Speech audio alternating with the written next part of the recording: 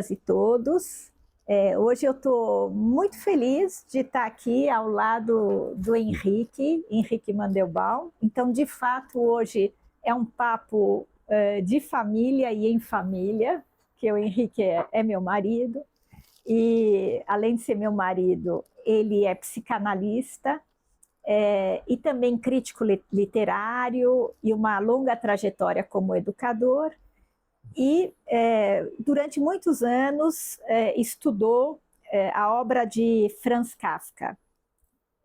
E a ideia hoje é a gente ouvir o Henrique sobre essa temática, né, da família em Kafka. Como é que a família aparece na obra de Kafka? Ela aparece tanto nos seus textos literários, quanto em seus diários e cartas. Foi um tema muito importante com o qual Kafka lidou na forma escrita.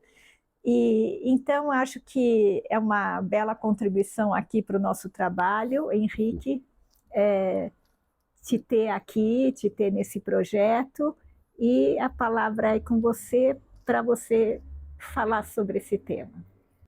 Agradeço estar aqui e falar de família em Kafka. Isso. É claro que eu integro, né, família em Kafka com Freud, de uma família em Freud. Né? Para mim são a mesma sinomia, né? E que ressoa com muita familiaridade com estar aqui no programa como marido, né? Porque família é uma palavra tão complexa, né? Ou fala de um assunto tão complexo, né? Quando a gente diz a nossa família, do que estamos falando? Né? E esse é um assunto de Kafka enorme, né? Quase que a gente pode falar assim, uma boa parte da obra de Kafka, da literatura de Kafka, né? É feita de família. Né? E a própria palavra literatura, né? Que a gente ouve, os livros, né? São parte da nossa família. Né? É o que nos constitui como família. Né? Por que a gente lê um livro? Né? Ou melhor, qual é o impacto de ler um livro? Se não, de alguma maneira, tentar se ampliar dentro de uma de um território que a gente fala, poderia dizer assim, se familiarizar. Né?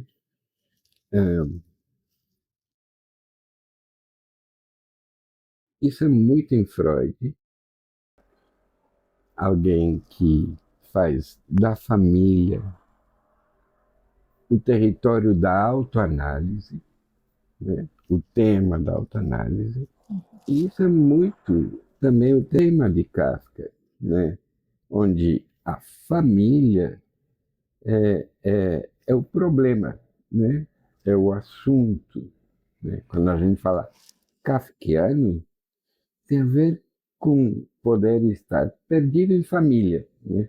É, essa dimensão de que família é um labirinto, por exemplo, é meio estranho, né? Porque parece dois contrários, né? Família é algo que a gente conhece em princípio, né? Se eu falo assim, isto me é familiar, isto me é conhecido. Agora, eu poder investir o território do familiar,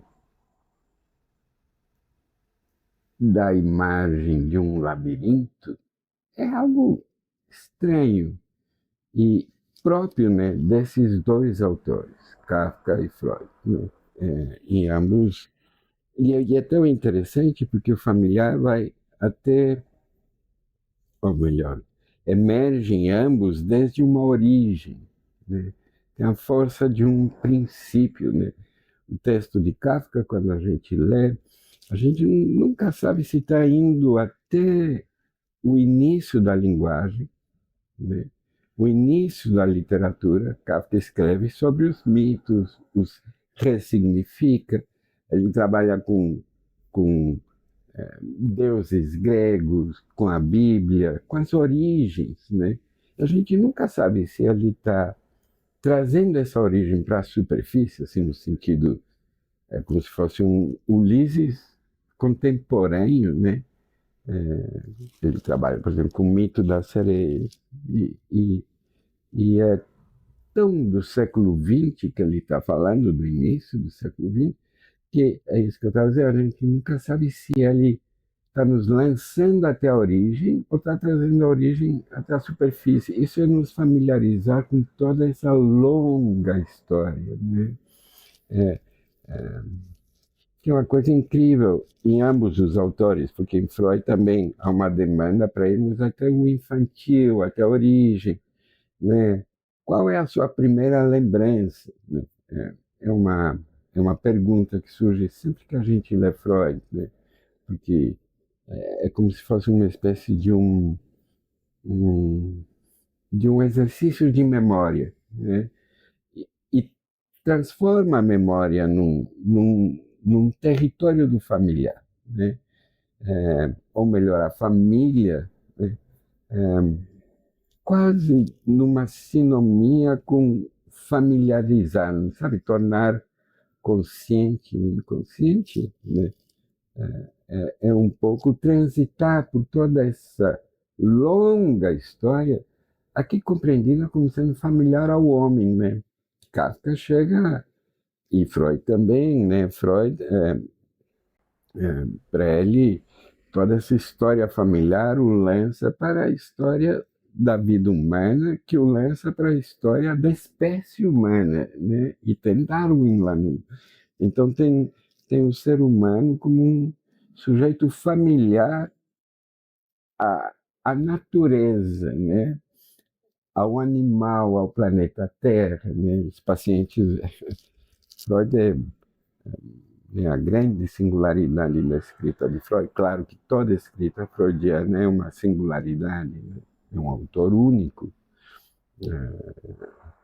mas a grande singularidade é essa potencialidade para falar de si próprio e de pacientes, né? É o caso clínico, e os casos clínicos de Freud ele chamava, dava nomes esquisitos, homem-rato, homem-lobo. É uma, é um, é um, é uma familiaridade que vai até o animal, né? E isso também está em Kafka, muito presente, né? É, é claro, quando a gente fala Kafka, todo mundo lembra, a primeira palavra que surge é metamorfose, e o Semsa, que um dia acorda transformado num inseto, né? O homem-inseto, né? Que guarda muita familiaridade, né? É, é, com o texto freudiano, né? Ele é tão pleno. Freud interpreta sonhos, né? É, sonho porque seria aquela linguagem mais primária, né? Feita de condensações e deslocamentos, e que seriam realizações, né? De uma vontade, né? É, e Kafka, todo o empenho artístico de Kafka é quase que é, é, transformar a linguagem em sonho, né? Nessa linguagem primária. Mas não é o sonho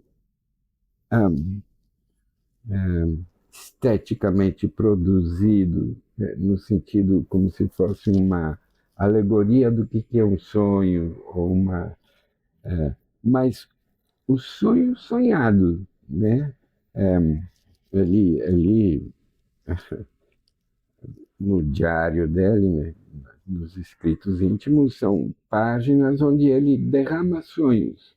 E como se ele tivesse aprendido a sonhar via escrita. É uma coisa muito singular, muito estranha. E em Freud é o avesso, né? Em Freud é um pouco esticar o sonho numa elaboração interpretativa. Isso é a escrita de Freud. E a escrita de Kafka é quase que o mesmo processo, mas na condensação da imagem onírica, né? Por isso que um virou clínico e o outro virou autor literário, mas ambos estão tratando com a mesma origem, né? E origem aqui é sempre continuidade, né? Atividade, né? É tão interessante, é claro que o tema da família como um labirinto, da família como origem, da família como linguagem, da família como são ressonâncias, vamos dizer assim, né? A gente pode chamar subjetivas, psíquicas, né? Mas que são atividade de um sujeito vivo, né?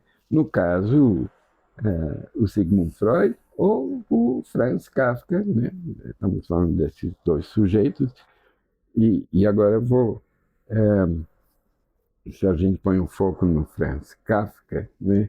Aí entra a família do Kafka, né? Isso que a gente chama de sobrenome, e que dá a esse sujeito Franz, né? Toda esse ser e vir a ser, né? Que antes de mais nada é uma história de um sobrenome também, Kafka, assim simples, né? Os Kafka, né?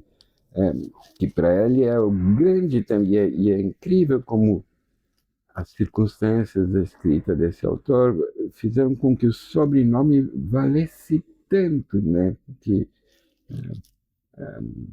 a gente, eu lembro assim, nos anos 60, 70, pensava, por que esse cara é um autor tão forte, né? Exerce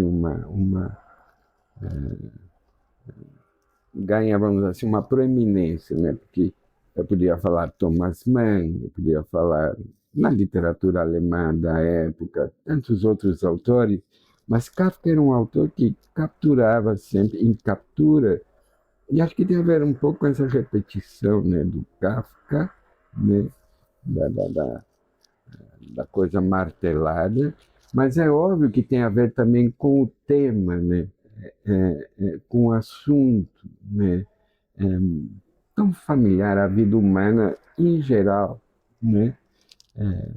E é sobre os Kafka que ele escreve. É raro termos um autor, né, que um dos núcleos dessa literatura seja uma carta ao pai, e com a intensidade que tem, né,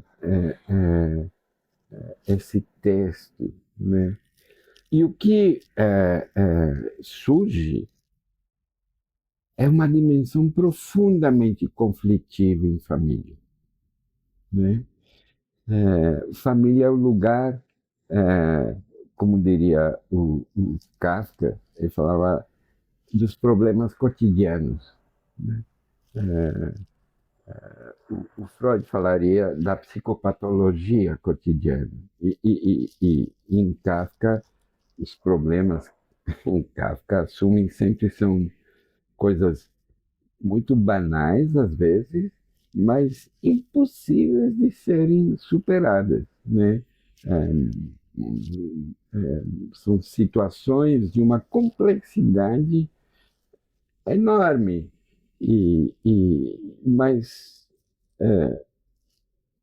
mas absolutamente cotidianas e banais, como, por exemplo, um pesadelo. Sabe, um pesadelo qualquer um pode ter em qualquer dia, qualquer, e, E é uma coisa extremamente angustiante, né? Pode explodir com sonho, né? Com sono até. E são coisas do dia a dia, né? Familiares, né? Kafka, né, tem um texto, Freud tem um texto onde ele fala exatamente de como é fácil o familiar se transformar no espantoso, no Sinistro. no sinistro. As pessoas, em alemão é o familiar no não familiar, né? No unheimlich, a gente não tem uma palavra para falar dessa possibilidade tão íntima de coisas,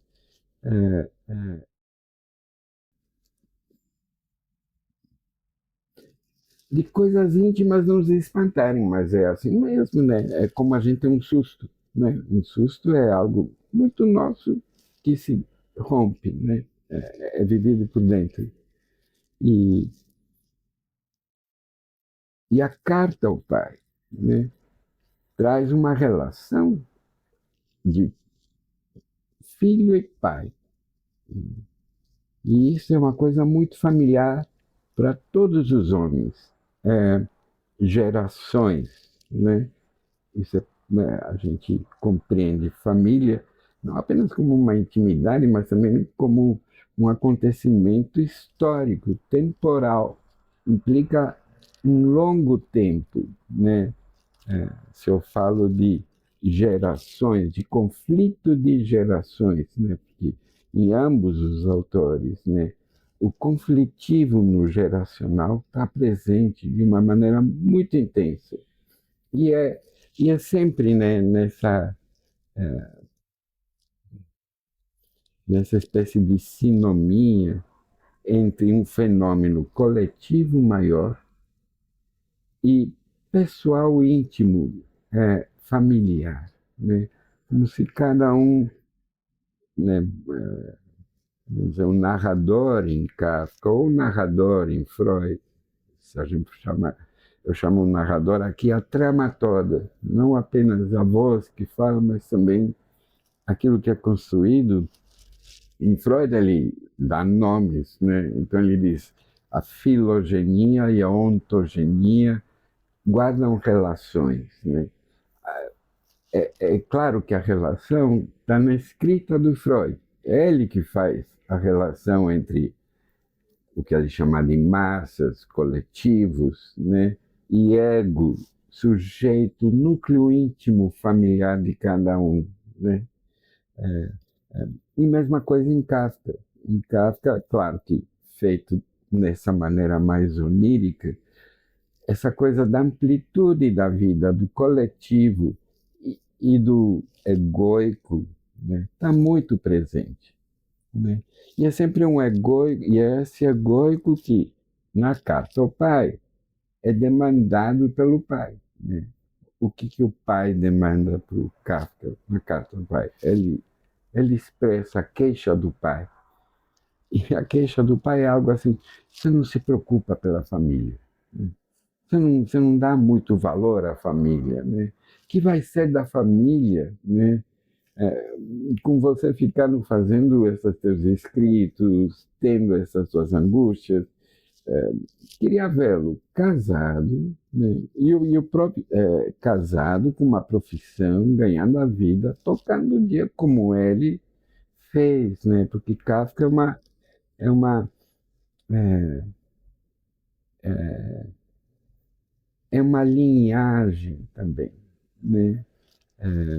E muito, dadas as condições históricas, né? Muito delicada, frágil, né? É claro que a questão judaica é profunda, né? Está profundamente emaranhada em tudo isso, né? Porque a história do Hermann Kafka, o pai de Kafka, né? É a história de alguém que adentra na língua alemã como um judeu da Boêmia, né, porque adentra em Praga, vindo de uma linguagem, né, com pouca familiaridade com essa linguagem. Né? Eu estou falando porque a língua também é um espaço, por exemplo, nas leituras que nós temos hoje, pós-freudianas, né? A língua é um pouco o espaço da memória também, né? Uma boa dimensão da nossa Constituição é a língua, e isso nos familiariza, né? Esse é um dos problemas da tradução, né? Porque família, por exemplo, Kafka uma vez no diário escreve a Mispurre. Mispurre é família em Yiddish, né? Em alemão, a palavra família, eu não sei diz ela, mas ela não tem essa intimidade que tem Mispurre. E quando a gente fala família em português, com certeza não é igual a quando a gente fala family, ou família em espanhol, e mesmo em espanhol, em cada lugar, região em região, o familiar é alguma coisa muito viva, né? Porque é sempre uma origem viva e que ganha localização. Eu estou dizendo tudo isso porque o que o pai do Kafka demanda para o Kafka tem a ver com essa história familiar. E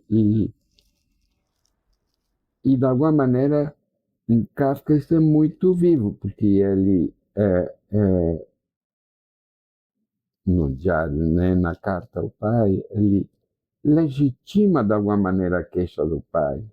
Ele é um solteirão, né, com uma relação extremamente atribulada com as noivas, né, e que fazia da escrita o lugar da sua reflexão, e que consegue ganhar uma amplitude muito grande quando ele conhece um autor de teatro Yiddish que ensina para ele, né? Ou que o familiariza com toda uma dimensão da Mispurre, né? Judaica também, e abre para ele um leque muito grande para que acompanha os diários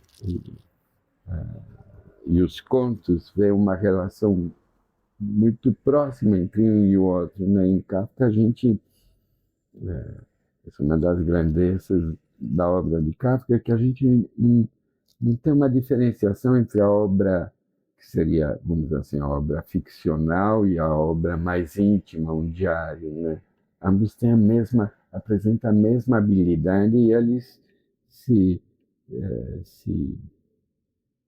interligam entre si, né?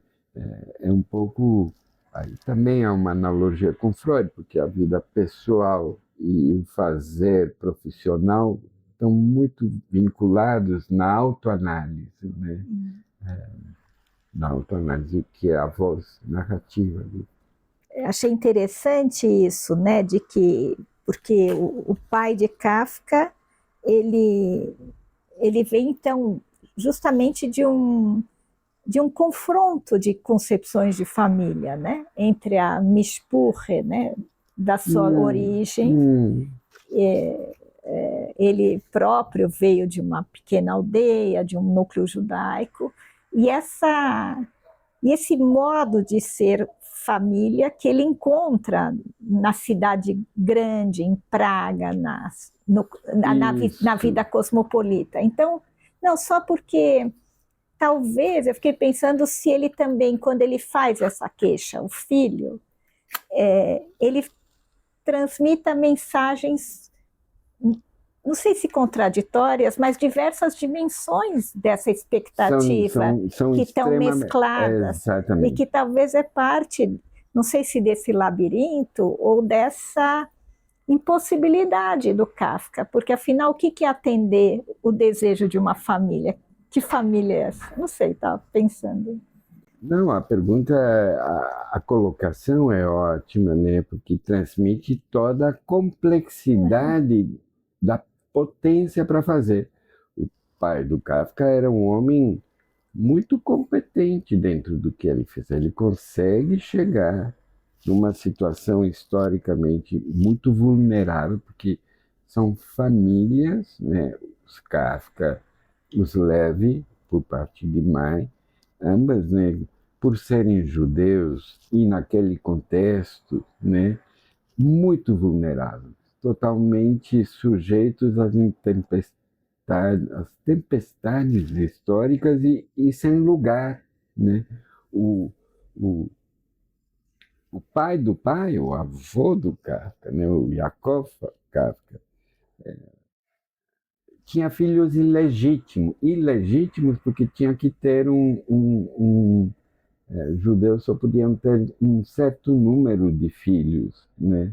Então, certos filhos, ou em determinados lugares,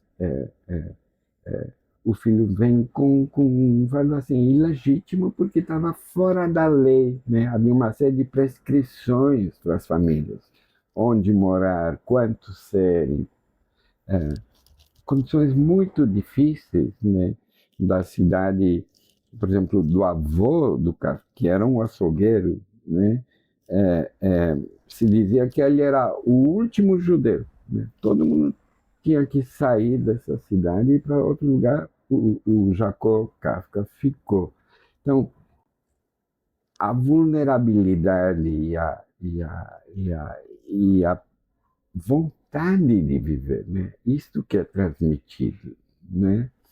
E é aceito por Kafka, mas ao mesmo tempo vivido, ou ele é um testemunho do quanto esse rigor para dar conta da vida, no que transformou o pai, ou a condição, a situação da família, né? Porque Kafka, para muitos, é o autor profético da destruição, né? Do limite. Sabe, em sociologia tem um termo que é esquisito, mas a gente usa a palavra pequeno burguês. Né? Pequeno, Kafka o observa. Como se toda aquela força tivesse, de alguma maneira, sabe, você tem que estar na loja e tem que fazer as coisas, e a loja tem que ter. E sempre, né, Kafka escrevia do último dia do mês, que o pai tinha que pagar as contas, e tinha cheio de problemas na loja, com os funcionários, né, porque toda aquela situação em Praga era muito complexa. Eles eram judeus que falavam alemão, num contexto onde a língua nacional era o tcheco, e a Tchecoslováquia, naquela época, fazia parte do Império Austro-Húngaro, né, cuja língua oficial é o alemão, mas cada uma dessas regiões, da crise dos impérios, estava se autonomizando também. Então, Kafka falava tcheco perfeitamente, mas o pai falava tcheco também, mas ele tinha problemas com o Kafka escrevendo, né? Problemas com os funcionários que a mãe tinha que resolver, e toda essa intensidade, essa espécie ah, ah, ah, de limite da vida material, histórica material, da situação que estava sendo vivida, né? Acho que Kafka observa desde pequeno, né? Ele tem a coisa dos lutos, né? Porque Kafka tem dois irmãos que falecem bem meninos e depois nascem três meninos. Então ele carrega também algo da perda desses irmãos, como o Freud também, né?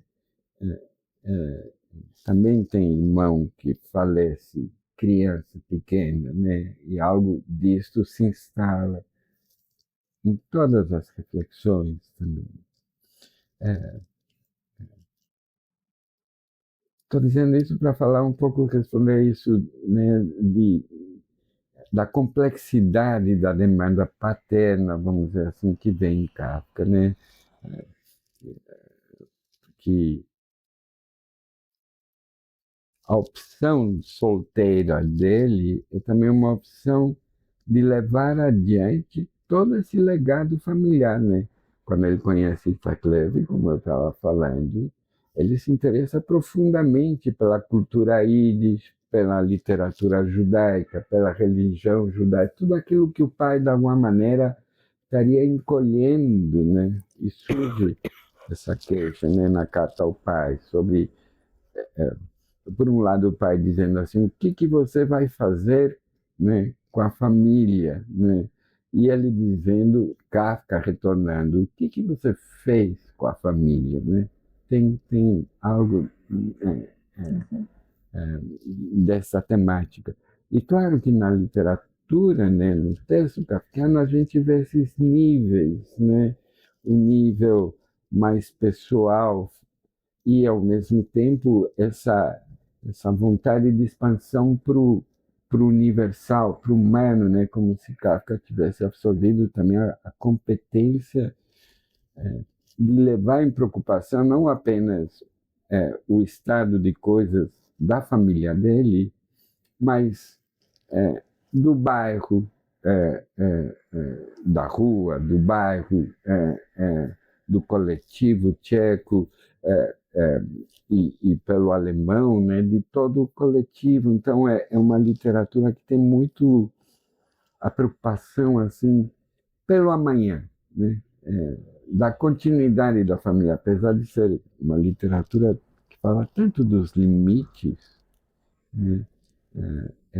Ela, ao mesmo tempo, se a gente acompanha o diário, etc., ele acompanha todo o processo, né?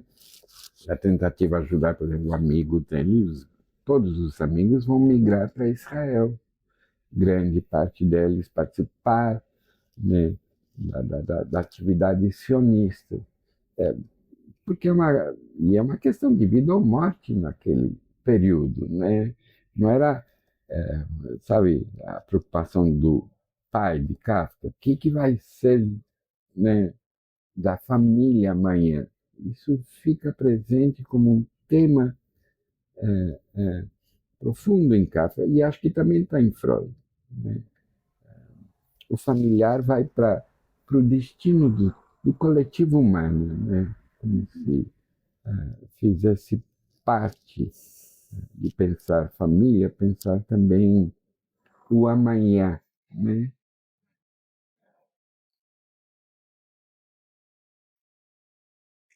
Quer dizer, vai surgindo da tua fala um Kafka muito cuidador da própria família, né? Fernando Pessoa tem um livro que chama Guardião, o Guardador de Rebanhos, né? Tem toda essa complexidade no cuidador, né? É claro, é alguém muito, eu diria assim, guardião da condição humana, né? E com essa profunda dimensão judaica, eu acho, pelo menos na leitura que eu faço, né? Porque se Kafka e Freud se tornaram familiares para mim, é porque eu transferi minha família para eles. E claro que me identifiquei com Kafka, com Freud, como os judeus também. Isto faz parte, né? Porque em Kafka, os Kafka, é quase, sabe, quando a gente fala clã, né? É uma palavra vem da antropologia, mas é Mishpuche, né? Do ponto de vista judaico, quando se usa a palavra Mishpuche, né? Quase que se fala o clã, né? E aí, como vai a Mishpuche, né? É uma coisa mais ampla do que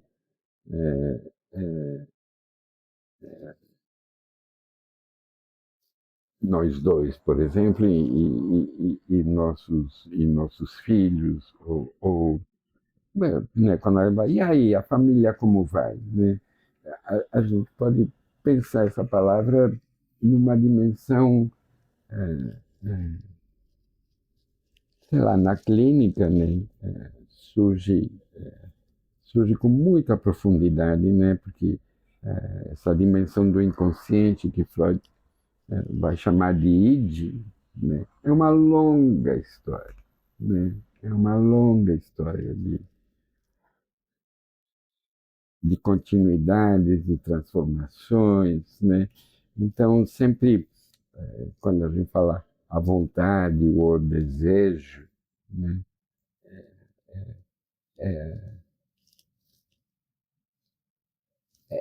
É isso que é transferido, né? Problematizado, vamos dizer, pelo pai de Kafka para Kafka, e o assunto com que Kafka lida na sua escrita, né? O enredo, né? Não no sentido enredo, não no sentido elaborado, mas enredo no sentido de onde fica enredado, né? E para desenredar família. Henrique, foi muito interessante te ouvir, como sempre. Nós vamos continuar essa conversa. Você acabou dando a ideia da gente trabalhar um pequeno texto, um pequeno conto de Kafka, em que as questões da família podem emergir, né, de uma maneira mais viva no texto literário dele. Então, por hoje, muito obrigada mesmo pela tua contribuição, participação aqui, e a gente segue conversando. Eu que agradeço. Muito obrigado. Prazer.